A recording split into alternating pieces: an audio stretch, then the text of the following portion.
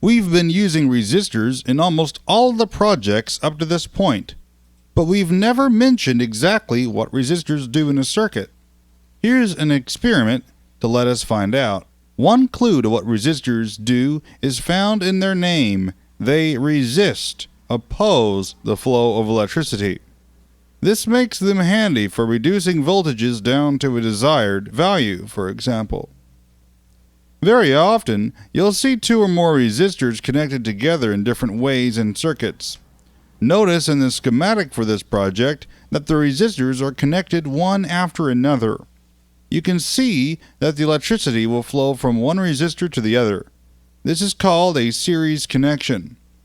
Set the select switch to B and then set the control knob to on. You'll see the meter pointer swing very far to the right. Now look carefully at the schematic. What do you think would happen if the select switch was set to A? Are you sure of your answer? Okay, then set the select switch to A and let's find out. The meter doesn't swing as far to the left as it did at B. This is because when resistors are connected in series, the total resistance increases. To find the total resistance, all you have to do is add the values of the individual resistors. Resistors, by the way, are measured in a unit called the ohm. Larger resistors are measured in kiloohms, which is often abbreviated simply as K.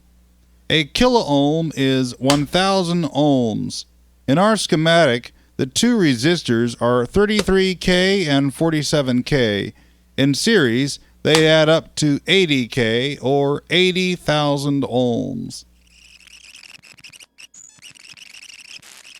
This has been a Cassette Master production.